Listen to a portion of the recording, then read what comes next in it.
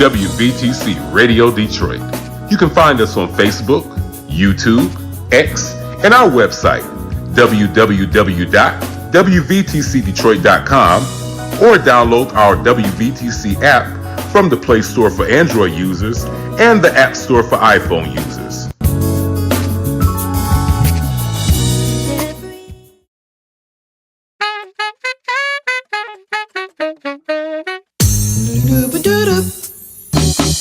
This is Soulful Inspiration. It's your girl, Nikki Jones. This will be an hour to feed your soul with music and laughter, information and inspiration. You're listening to WVTC Detroit.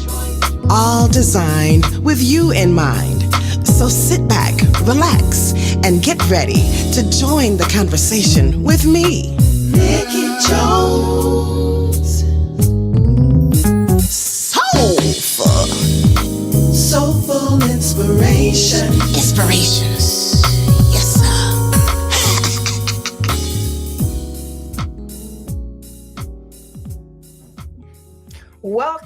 Welcome to Soulful Inspirations. I am your girl, Nikki Jones. So glad to be here. So glad to be in the service one more time. One more time. Yes, one more time.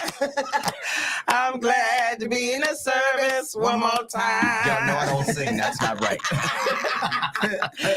Listen, it's a beautiful day in Zamunda, and we are glad to be here. It's a little chilly outside, but hey, I am so glad that the streets are kind of clear. It ain't as chilly as it has been. Yes, amen. And, I hear heat wave. Yes, I'm praying for it. Yes, and so we are here tonight on WVTC, two-time Stellar Award-winning Internet Station of the Year, and we are glad to be here tonight. Listen, we have a wonderful guest tonight. We are going to have, hey, Ebony, I see you, girl, already. Y'all done come on in. Y'all done come on in already. Listen, we're going to have a good time tonight because you know that the person who is our guest tonight is a straight-up nut. Yeah, okay, I'm going to have to be serious. I'm going to have to be serious to make up for it. Right. I don't know how we gonna get through this here. I'm gonna be serious. I don't know. I don't think we're gonna make it. But we're gonna have a good time tonight, and we're gonna talk about minding our business or minding your business. That means me minding my business, and you minding yours, and she minding hers, and he minding his. And we minding our business. Oh yes, we minding our. We're minding business. ours. Okay, all right. I thought we was just minding mine. See, that's the problem. She all in our business. See, we already our business. We done already delved into what we supposed to be talking tonight. This is how this is gonna go. I'm trying to tell you, it's a good time tonight. It's a good time. Listen, before we get into our conversation with these beautiful people next to me, we're gonna play some music, and I want you to understand that this person who you're about to hear is yours truly in a former life. That was funny to me. This is a song called Now I Lay Me Down. Now, it's not like the prayer, but something like the prayer. Now I lay me down to sleep. I pray the Lord my soul to keep. But it's really about denying yourself. Why? Because we are in the month where we are, consecrating. Yes, people are on Lord. fasts and things like that. Lord. Why do we wait till January to consecrate? That's what I got. Because we're giving the first part of the year. First fruit. No, I'm not complaining about it, yeah. but people probably need to consecrate 12 months. This is true. Okay. Yeah, That's another topic. That's another show. I'm sorry. Okay. Right. We don't do it. We don't just do it in January. Correct. January. Right. But we set aside. We set aside most of the month. First fruits. There you go. We Okay. should be starting January 1st, but people be celebrating. The New Year and stuff, still eating what they had for New Year's Eve and stuff. Pork rinds is good though. Anyway, no carbs. No carbs. See what I'm saying? No carbs. We can't even get Daniel didn't have pork rinds. We're gonna talk about some music. Okay, what I was trying to say is we are going to listen to this song called Now I Lay Me Down. It is by yours truly. It came out in 2008, and I am singing this duet with Apostle Bishop Daryl Harris from Total Life Christian Ministries. All right, let's go.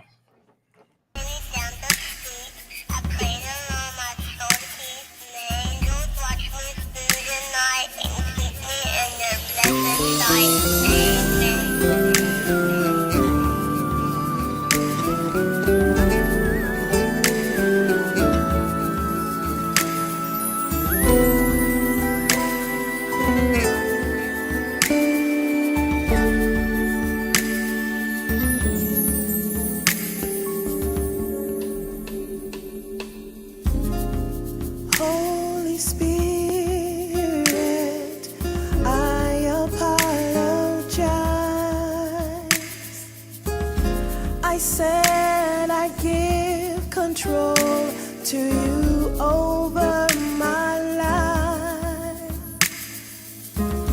Yet on my own selfish will I did rely. I know I've said this oh so many times. Now I lay me down, Lord, that you might have your way with me. Now I lay me down to be transformed completely. Now I lay me down. To self I will die daily. Now I lay me down. Oh, I give up.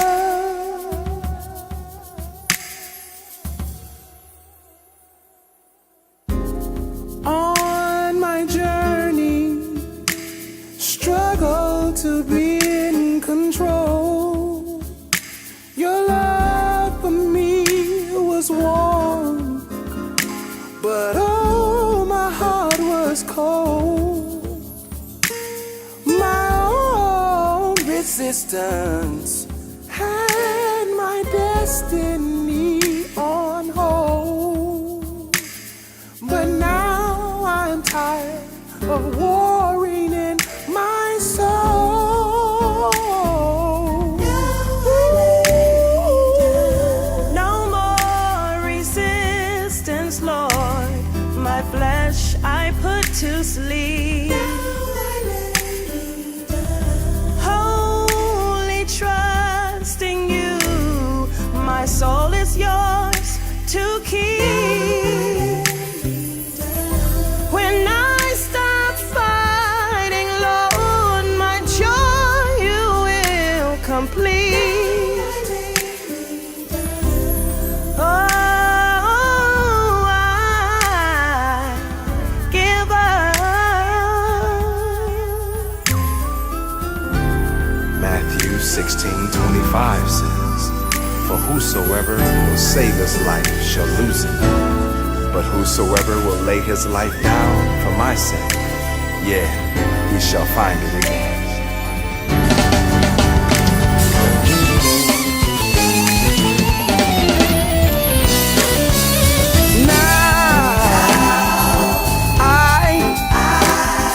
Lay me down. Now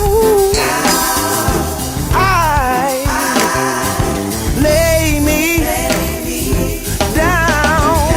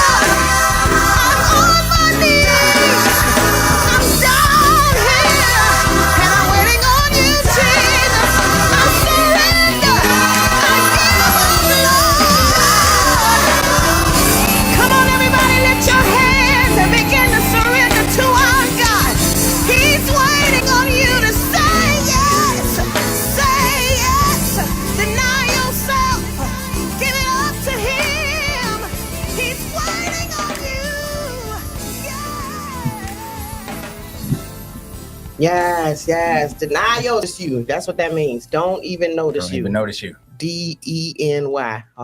That's what that means.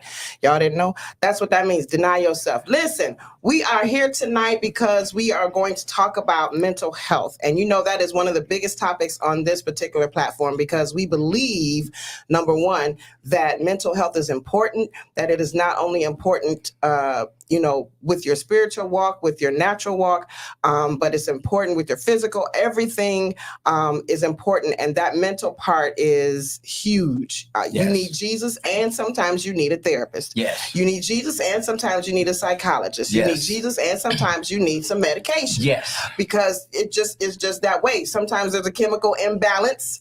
And the only way to deal with that chemical imbalance, or one of the ways to deal with it outside of the spirit, is to deal with it with mental health. What I'm trying to say? Yes, professionals. Yes, Mm-hmm. they know what to do with that. Mm-hmm. And so we have a mental health professional here today. Oh, Normally, that's me. yes. Normally we would have our resident therapist, Sister Renisha Fluker. But tonight we have a different person, and not only is he a mental health coach, he is a phenomenal writer. He is a phenomenal director. He is very talented, very gifted in so many different ways.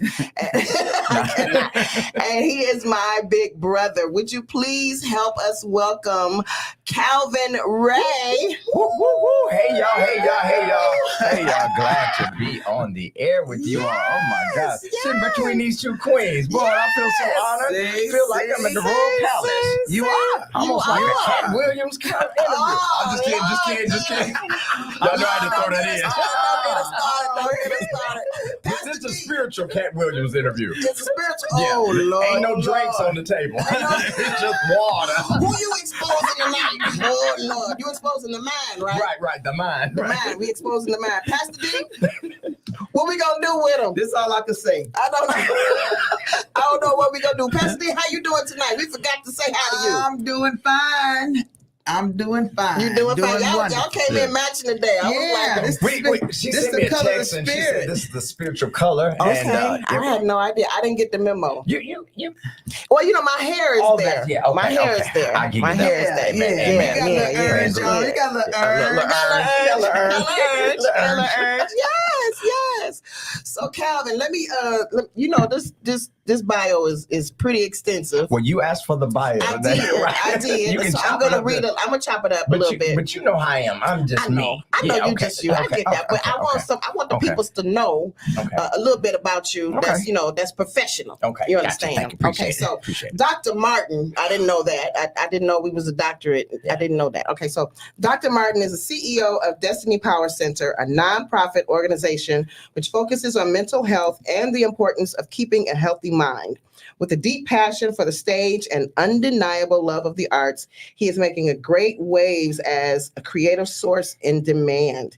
He is experienced at galvanizing creative art teams. Yes, this is very true. And has masterfully mounted his own originally written productions, The Wiz. Yes. A parody of The Wiz. Yes. A Bomb. Yes. Bomb in Gilead. Lead Poisoning, The Graduate. And Faux Sisters, which yours truly was a part of. Faux Sisters. A play written in honor of his mother and her three sisters. aunts. Mm-hmm. Dr. Martin has successfully produced such acclaimed stage plays as the musicals as The Wiz, A Spiritual Journey, Martin, A Few Good Men, Out for Justice, Cinderella, and The Velveteen Rabbit. His most impactful work, Listen to the Silence, is a conversation about mental health and suicide awareness that has been adapted from the stage to film. And I saw both the stage play and the film. It was riveting in terms of shaking. It was kind of it kind of shook you a little bit. Yeah, that's what it was. It was supposed when you to. talk about mental health, it's supposed to shake you. Yeah, and that's exactly what it did. Yeah. Dr. Martin has a Bachelor of Arts degree in Marketing and Management from Morehouse College. Morehouse. He also holds a Master of Arts degree in Religion and Education from Union Theological Seminary. Dr. Martin completed his doctoral work and received his PhD in Business Administration and Marketing Management from Belfort University.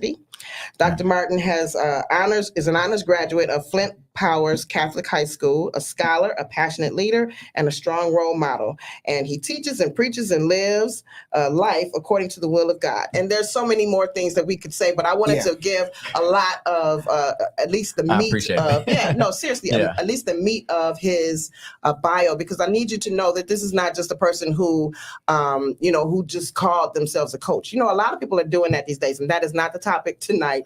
But a lot of people have just become coaches overnight.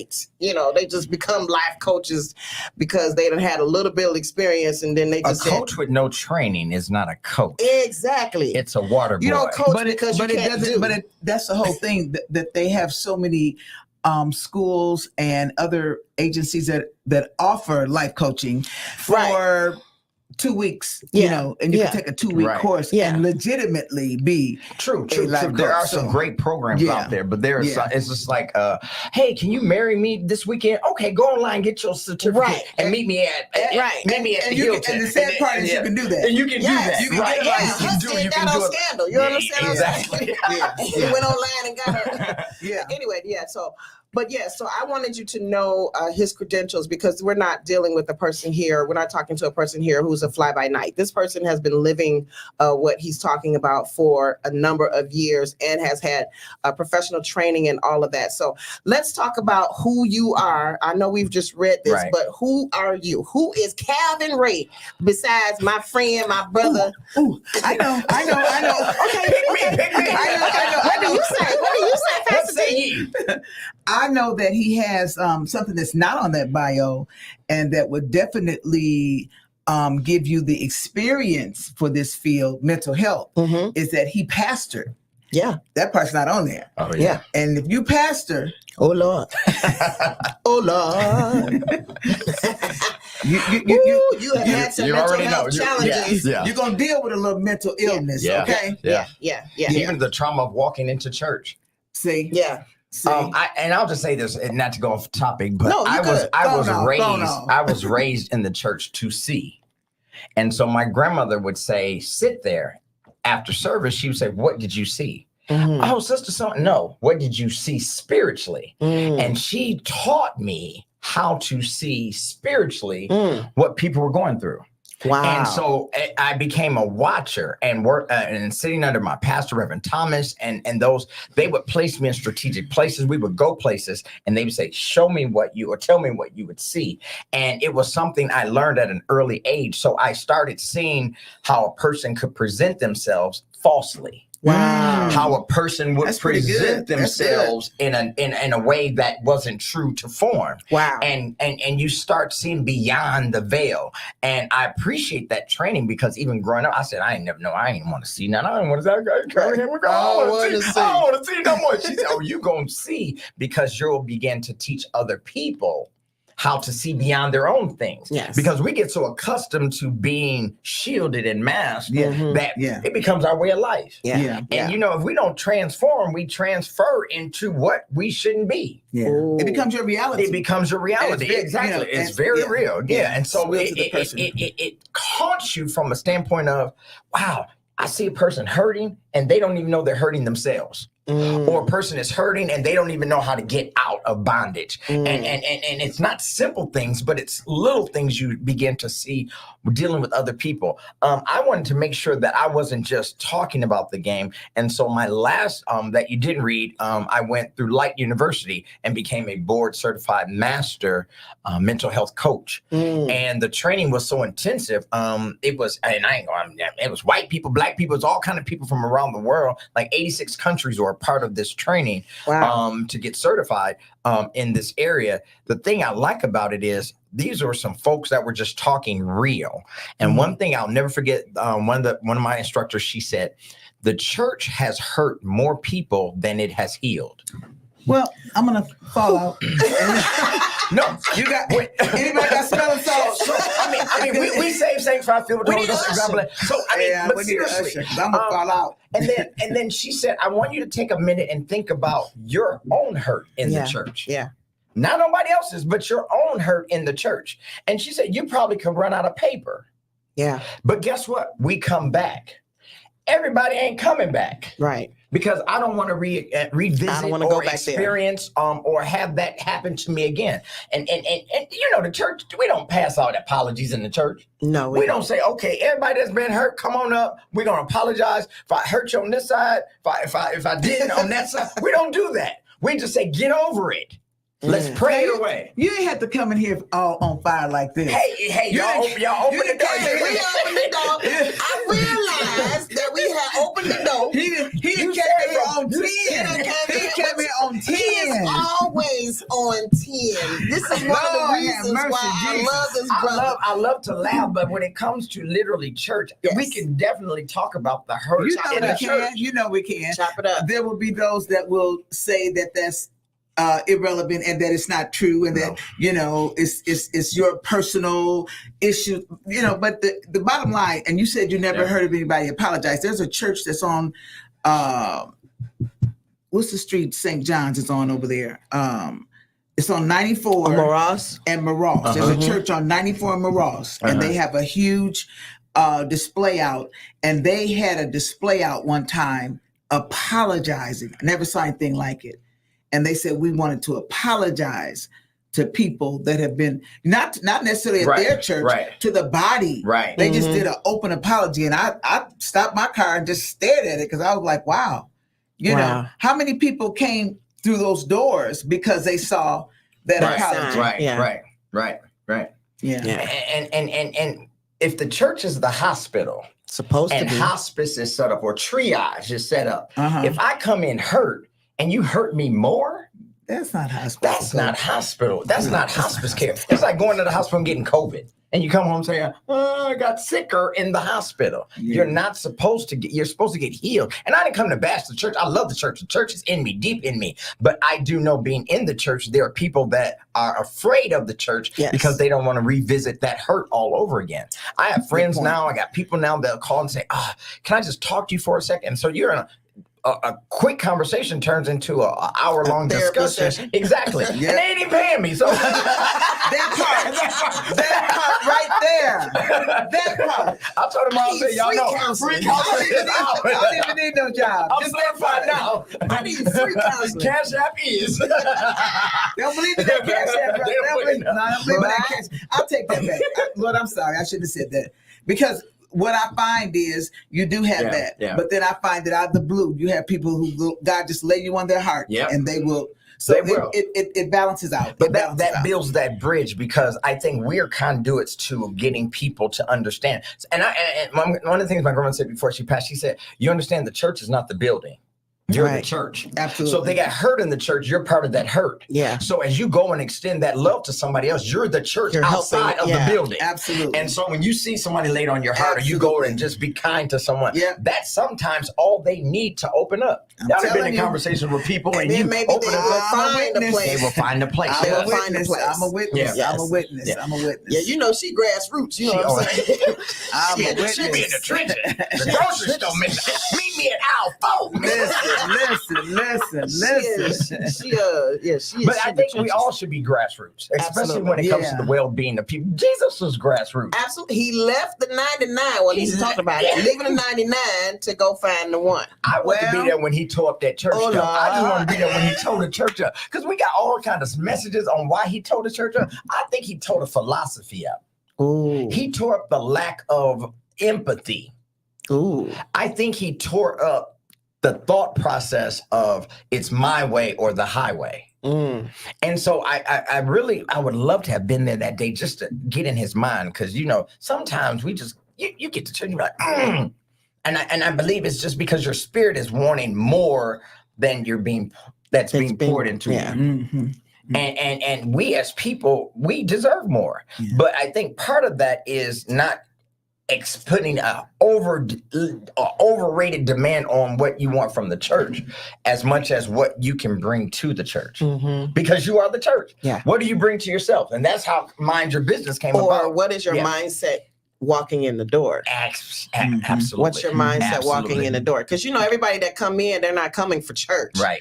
They're not coming for the word. Right. Some of them are coming for the music. Some of them are coming for a hookup. Yep. Some of them are coming just to see. Some of them are coming to be critical. Some of them are coming with their camera phones just so they can try to catch something. So they can put it on and then they go viral. You know what I'm saying? So would you say that everybody that comes wants to be touched? I don't think everybody that comes wants to be touched. I think that there are people that come that want to be touched, but I don't think everybody that comes wants to be touched. Okay. Sometimes it's a phenomenon. I think people stumble on getting touched. Right. They come in there. I went to a meeting one night and my heart wasn't right. And something got a hold of me. Like they might have come with the wrong intentions, but because somewhere in the recesses, or maybe something was said that triggered a memory, or maybe something that was done or whatever. We're speaking about empathy. Bishop, we're speaking about empathy. He got a whole project about empathy. I think that some people come, with a different agenda, and then, God can work something out. They get caught up. You know what I'm saying? They get caught up and they get touched. But I don't think everybody that comes into church is coming to be touched. I think that a large portion of people come looking for some type. Even the physical touch, you know what I'm saying? Mm-hmm. Yeah. A lot of people, need that. We don't know who lives alone, but so just the touch. And so I think that we can all make ourselves a committee of one just to touch somebody. Absolutely. During the course of absolutely. I think everybody will benefit from being touched. Absolutely. Everybody will benefit from it. But but some people, I just don't think they come with that with that intention. And it's okay, because God has a purpose. A seed is planted sometimes, no matter what the reason was that they came. Many are the plans of a man's heart, but it's the Lord's purpose that prevails. So even if they come with the wrong intention, if God intended for them to be there, then something can be done to them, with them, for them, through someone who is already there, or whatever the case may be, or through the word, or through music, or whatever, or through the touch. Hey, can we have the visitor stand? And somebody just reaching out to you and saying, "Thank you for coming." And that might be like, "Oh wow, I've never had that happen before." It could be something that simple. But we have gotten way off topic. Well, actually, no. Let's turn the corner. So, are you coming to church? Are you coming to church to be a spectator or participator? And so when you start participating in your worship experience, then you take matters into your own hand, and then you have the intentionality of coming for something. You come and you might want the physical touch, and through that you may feel the presence of God. But if you're coming just to watch and be seen and all that other stuff, then that's a whole different agenda. But there's some hurting people that I believe go to church in the attempt to have an altered mindset that they leave differently. That doesn't always happen in the worship experience. And I think that's one area that the church can beef up on, because one of the things I've been working on is working with churches to set up mental health response teams in the church. Everybody ain't getting delivered at the altar. No, they're not. I don't care if they fall out, snot up. I don't care if they roll over 3 times and play dead for 10 minutes. That still does not equate deliverance. No. Sometimes they need a conversation. Sometimes they need a couch. Sometimes they need a chair. Most of the Sometimes time. they need a meal. Sometimes they need a little bit more than what they're getting. Because they'll come week after week after week after week for the same thing. And they fall off the same way each time. And you go, well, they might switch to the left side. Right. They might, but they're gonna fall out. You almost know the MO. And I think we miss a lot of those people. And so it's a lot of, just like Pastor said, there are many different traumas that come, and people are damaged from various reasons. But I think it's up to us, and you have these response teams, not the prayer ministry, because they own their job. They're gonna pray you. They're gonna pray. But there's some people that needs to be watchers that can see beyond. You need more than prayer. You need more than just hands laid on you. You need we need to go in the back. You need a conversation. I'll tell you, a conversation has never cost anybody anything. True. And you can find out a lot just by asking a person, "How are you?" Sometimes that's all it takes. So it's two different ideas on this. One is that there is a need for therapy, but in churches, we all know that there's a position that whatever you need, you can receive that, at the altar. Through deliverance at the altar. I think that the disconnect in that is that you're laying hands and you're praying without relationship. That's good. And I think that's the disconnect. I hear it in church, they don't discount mental health altogether or mental therapy, but they say they lean heavily toward you being able to lay hands on people and people get deliverance, however. But if you don't have a relationship with people, it's very difficult for them to be naked and transparent with you. Especially if the person doesn't have a relationship with God themselves. And so if you don't have a relationship with God and you don't know God for yourself, if somebody lays hands on you, you've got to be in a position to receive it. Just because you lay hands on me, that doesn't mean I'm going to get it. Right. Something has to connect me to him, not to you. Right. You're the conduit. And so if you're going to connect me to him, then there has to be something that is blocking me that needs to be removed out of my vision so I can see him and not you. Yeah. So we get caught up in church sometimes with the person. Personalities. Exactly. And not the giver. And, not the giver. And I believe when we are intentional about that. I've been talking to preachers and pastors lately, and most of them, and I will say a good 75% of them are afraid of the topic of mental health because they automatically think mental illness. And we as people, especially Black folk, we don't talk about our mental health. And my book, one of the things I push is It's the reason we here tonight. That part right there. That part right there is mental health. Mental health. Everybody's like your physical health. It's like your psychological health. You want to be in good health. We always talk about I'm in good health. I'm in good health, good spirits, good emotional balance in your life. But if you get off that, then the illness part is that something's not right. The illness part sets in that something's not right, and I don't know how to address it. And so when we get in those positions, then the church, I believe, because you can't get healed without God. Absolutely. You can't get delivered without God. You can't break free without God. You can't do anything without God. Yeah. So don't get me twisted. Yeah. You've got to have God to make it work.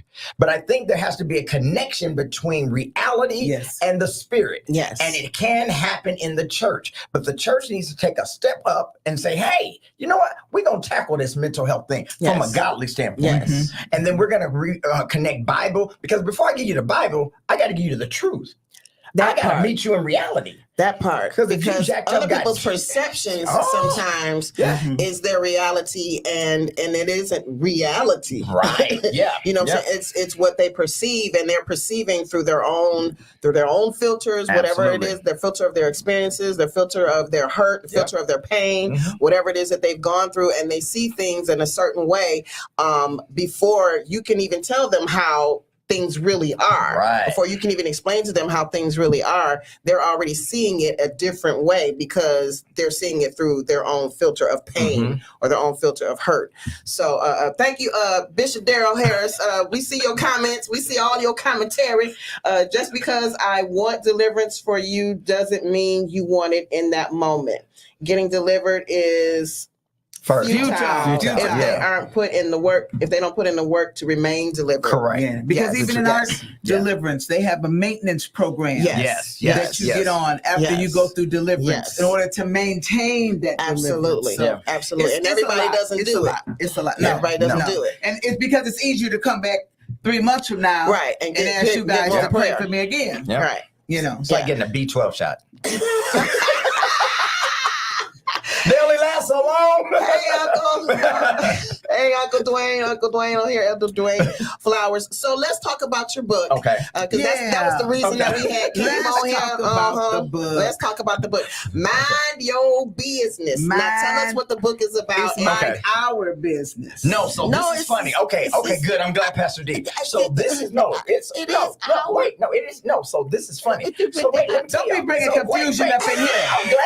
I'm glad this came out. So this is when I tell you God does things and he does things well. So we've gone through Amazon and they give you a draft copy. When I got the draft copies, I was so excited they came in and I looked at the copy. I looked at Mom and she said, something's wrong.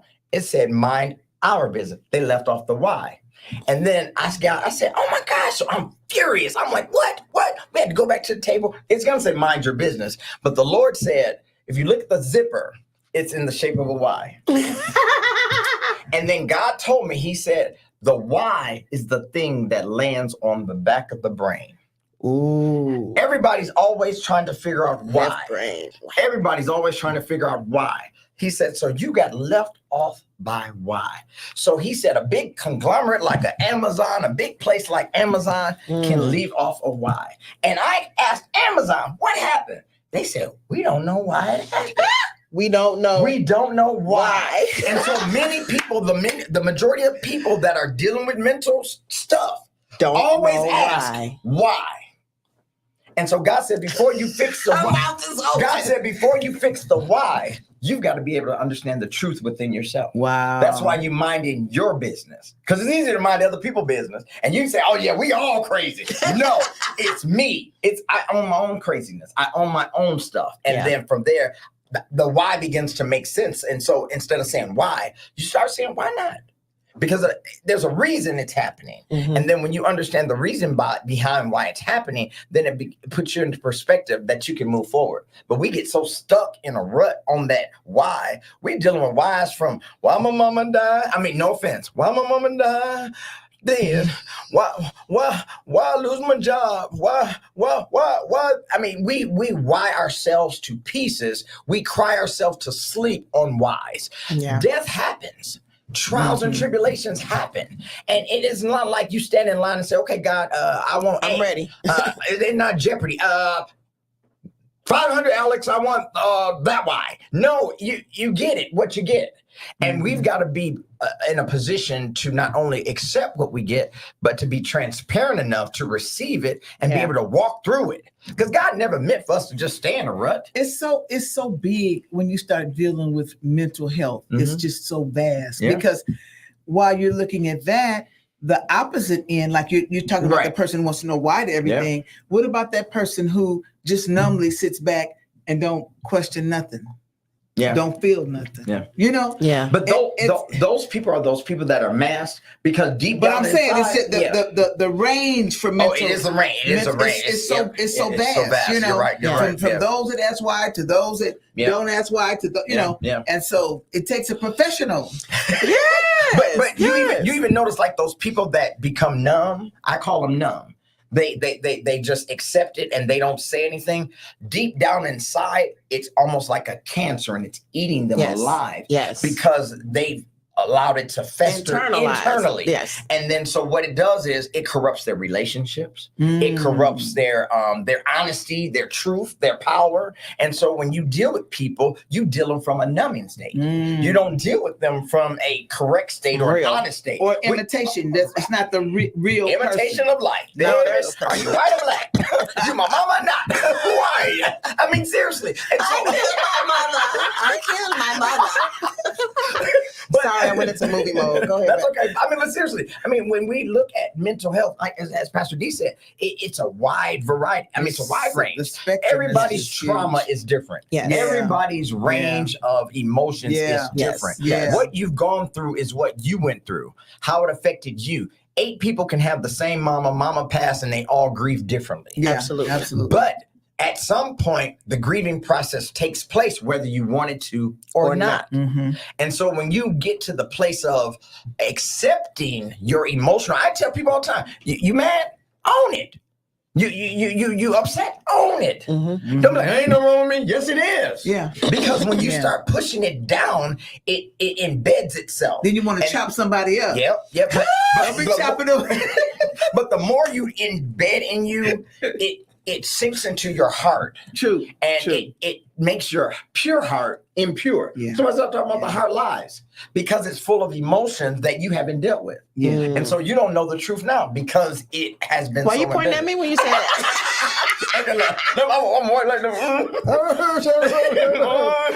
But no, so that's what it is. And so there's 6 steps in there, and I'm not gonna get the steps because they gotta buy the book. But Absolutely. But no, there's some serious steps in there, and this is the crazy part. So it's a thin book too. So it's not gonna take you long to get this book and to go through it and to do these 6 steps. I don't want people to be like, I don't read books. Look, it's not even that many pages in here. I'm gonna need you to get this book. It come out tomorrow.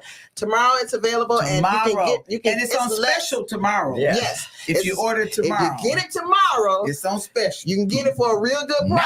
$9.99. I'm doing the Walmart thing. $9.99 plus tax, right? Plus tax. You know, right on $10 Amazon. and 2 for 10, 2 for 20. Yeah. But let me tell you why it's so thin. Let me tell you. So, working with my publisher, hey, shout out, I saw her on there, Lasagna Richardson. Great publisher. She's out of Flint. When I first started writing, the book was. I kept writing and writing. God said, Gideon, too much. Ooh. And chop something out. He said, too much. God said, if someone's going through and they need quick steps, they need to read it and punch it and move on. Ain't nobody got time to read all that.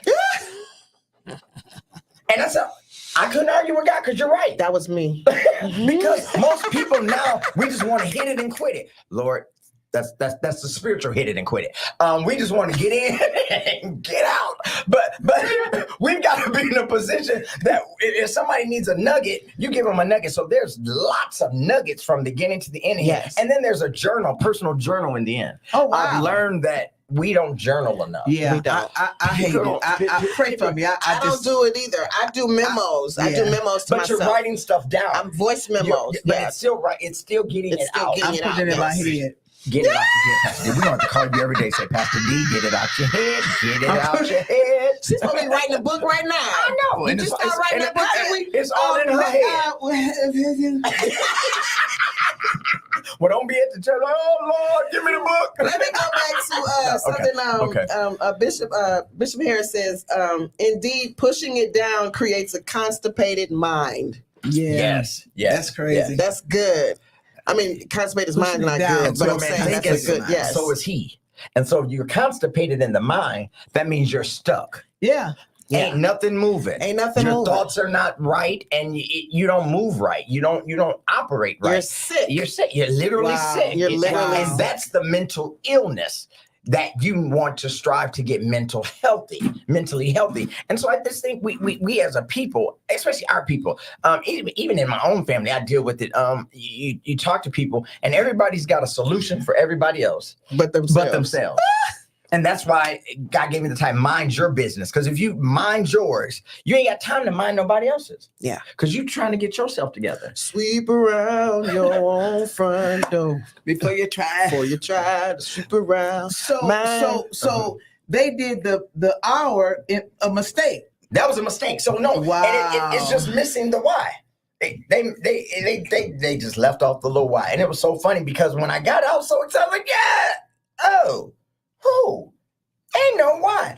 And God broke that thing down. I said, God, you will show how a mistake becomes a message. Wow. And when he said the why sits in the brain, he said the average person is sitting wondering, why me? Why did it happen? Yeah. And it sits on the brain. And I got a lot of whys. A whole lot of whys. I got a whole lot of whys. And so the zipper on the corner on the cover is just symbolic of the things that we need to do. So I wasn't going to give it, but I'll give it out. So when God was giving me this, most people want to take stuff out of their minds and close it up tight. God says, no, there's a zipper. So there's some things you need to refile. There's some things you need to discard, but you need access to your thoughts. So if I give you access, then when you fully fulfill that, then you zip up. Wow. It's like a Ziploc bag. I'm sorry, I'm laughing at Pastor D face. It's like a Ziploc bag. You put things in and you can get it out and zip it back up. Yes. You still achieve freshness. But you've got to have access. Yeah. God said, I'm giving you access to your own thoughts. Woo! Woo-wee. Is this my copy? This is my copy. I want the wire now. You want the wire? The wire is coming. I promise you. Shout the wire out to Deborah is coming. Loving. I saw you, Deborah. I saw you, honey. I thank you for coming on and joining us tonight, Deborah, the owner of Pathways to Christian counseling. Yes. Pathways Christian counseling. Hey, Deb. Hey, Deb. Pathways too. I saw you, Deb. I saw your comments too.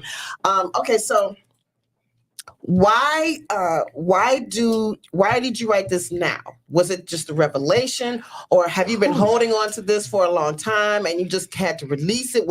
Were you constipated with this information and then you had to release it? I mean, why now? Why write Probably this book all of the now? above. So so this is, I laugh at it now. I always laugh at myself. You can't laugh at yourself then. That's part of the issue. I cracks up at me. Y'all think I make y'all laugh. Laughter I make is the myself. best Hey, Ray. medicine. But no, so when I wrote Listen to the Silence as a play, stage play, I said, God, why am I writing about suicide and mental illness? And he never gave me an answer. And when I saw those 3 people that I knew that passed away or died by suicide, it pulled me into the trench. And I said, okay, well, that was that. So when it went into from the stage to the film, my mind went to lights. I was like, yeah, I'm going to Tubi. I was like, I'm on my way. God was like, it's not a Tubi film. This is educational, not entertainment. He said, you're trying to be entertained and I'm trying to educate. You've been an entertainer all this time. Right. And then he said, you. Oh, now I got But literally, he said, so I have a different direction for you. And so I went through a whole depression stage with careers. Probably in the last couple of years with education and dealing in the classroom. And there were some things in school that I got stuck, constipated. And this book was birthed out of that whole constipation. Okay. Thank you, pal, Bishop. It was birthed out of that. And God said, now I'm not only giving you this, I want you to go to training. So I was writing this and in school at the same time. Okay. Wow. And the crazy thing about it is God only gave me one step at a time.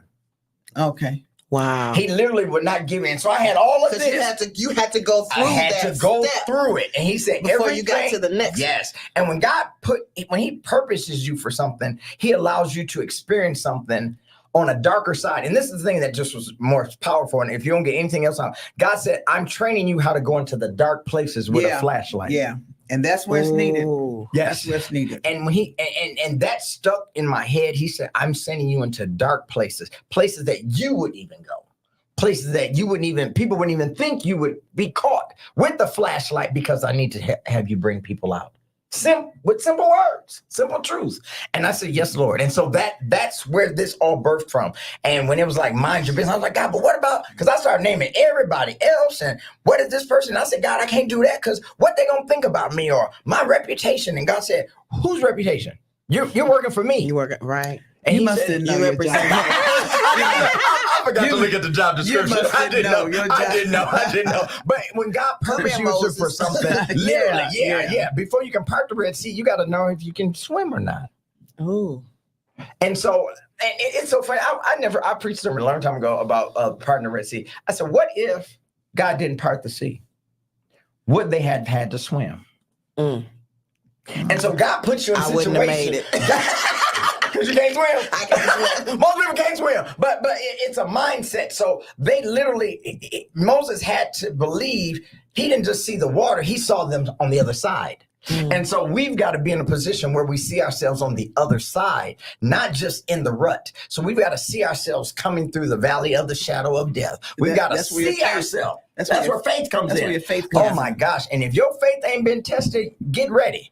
Get ready. I mean, there's a scripture that says, because the things that we see are temporary, but the things that we don't see are eternal. Yes, absolutely. Yeah. And so sometimes people just get stuck in a rut.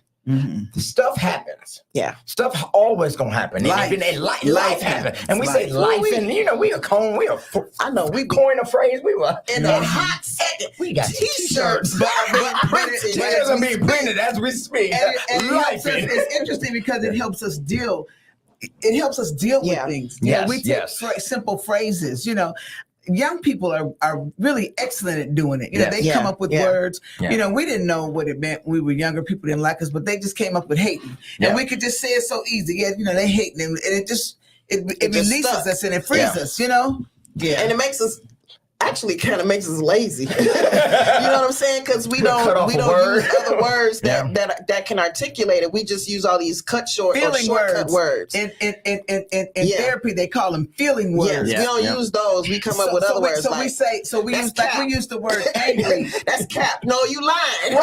Right. We use the word angry for everything. Yeah. They made me angry, but really I was disappointed. Yeah. I was frustrated. Yeah. But you know what I found out? That anger is a root from depression. Mm-hmm. And it's a secondary emotion. You got to find out what the first emotion that triggered it. Exactly. And those are the feeling words that we don't know. You don't start off at anger. No. You don't start off at anger. We don't know those. We don't know those words. And y'all know we got a mad generation. We're both walking around just mad, just angry. Yeah. I'm looking at the time like, did we already go through? Let's turn it back.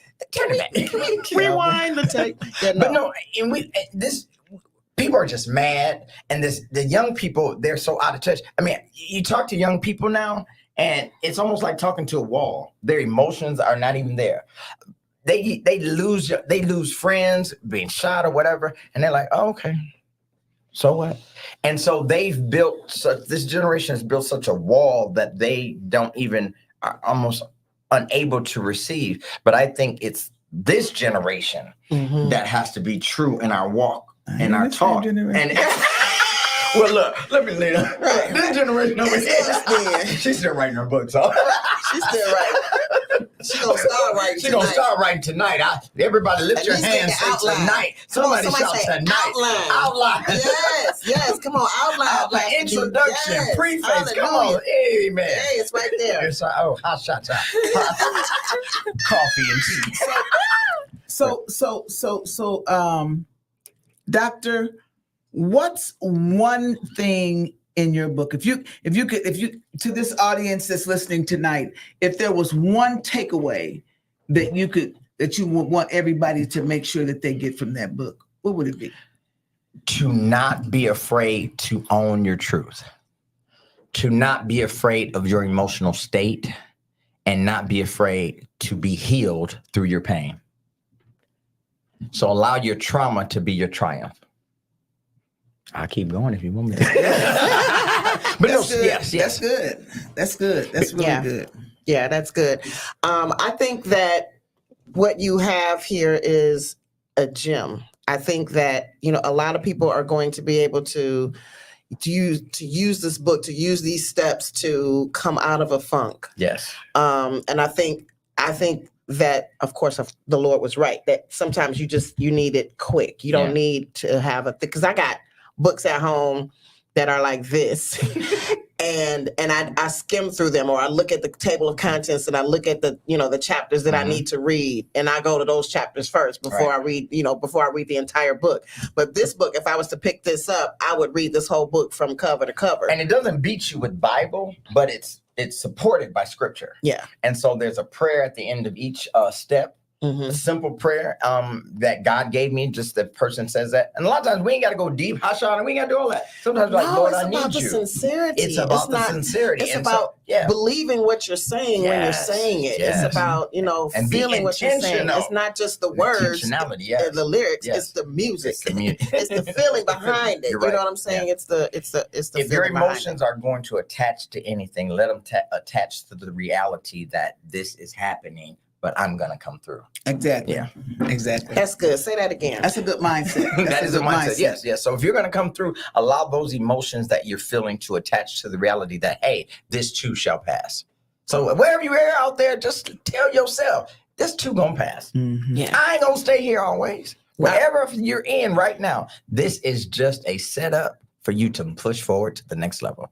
Absolutely. Years ago, I heard Bishop Jakes, I believe it was, he was saying how, regardless of what he's going through, he has 2 or 3 scriptures that are the anchor, for his life. And I think that's so powerful, because I've learned to do that.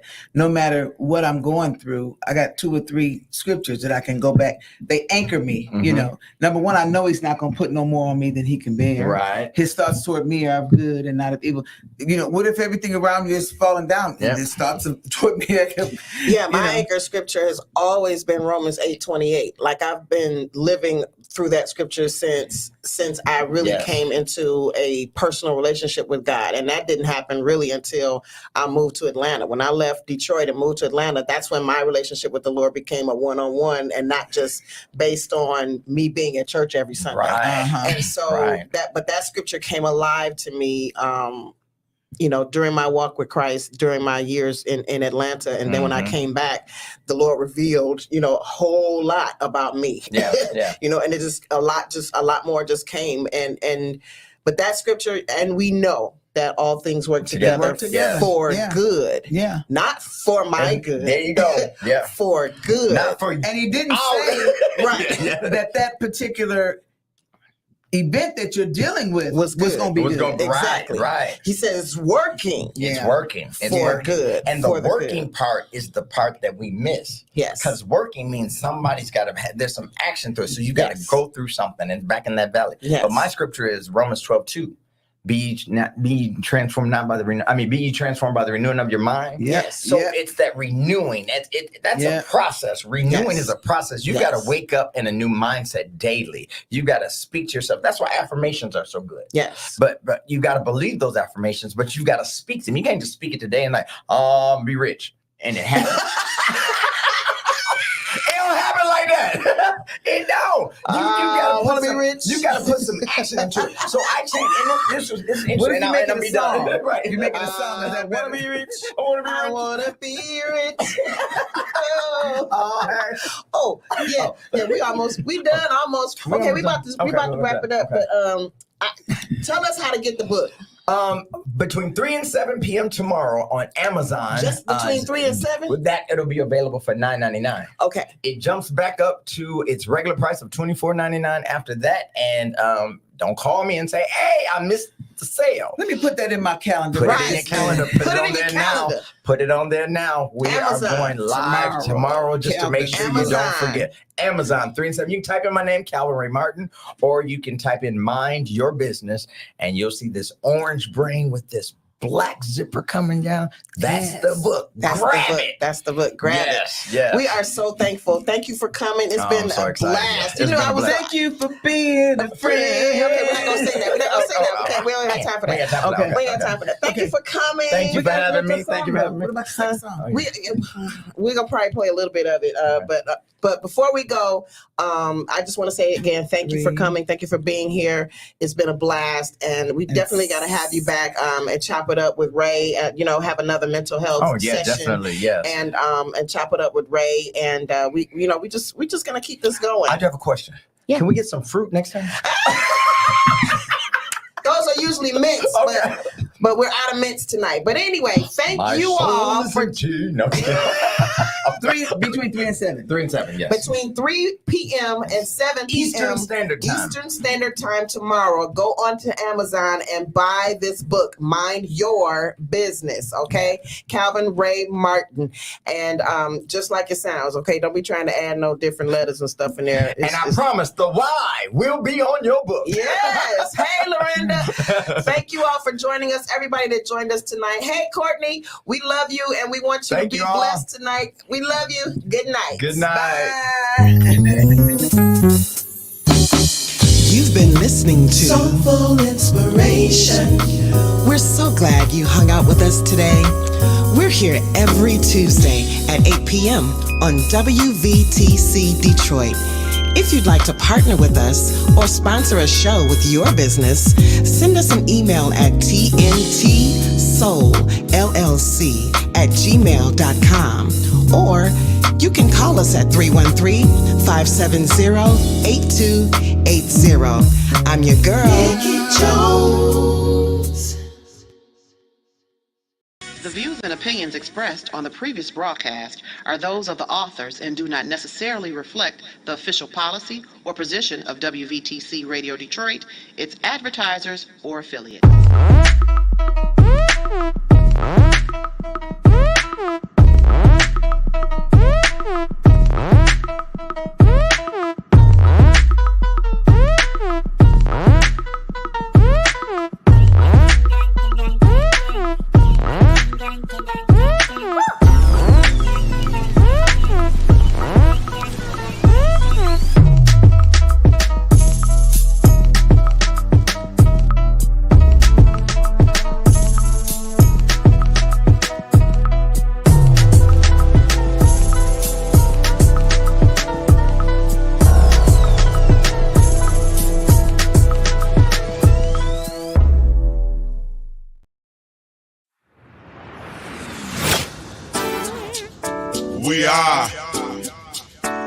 WVTC.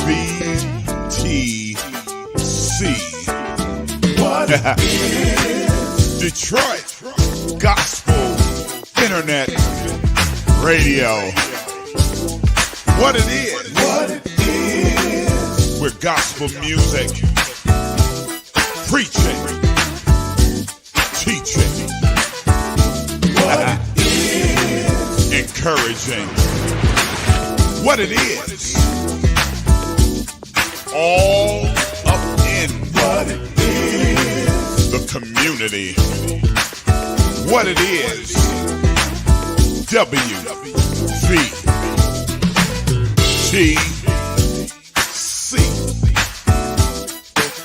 In your neighborhood, it's what we do. What it is.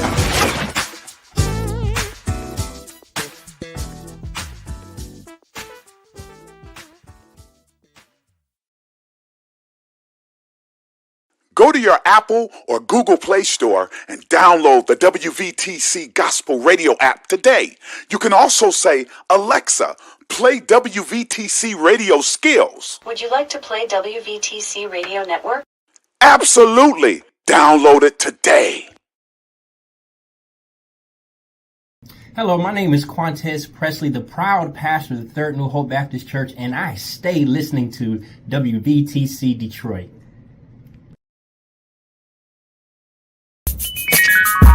You're listening to WVTC Gospel Radio Detroit, and we're flowing in the Spirit.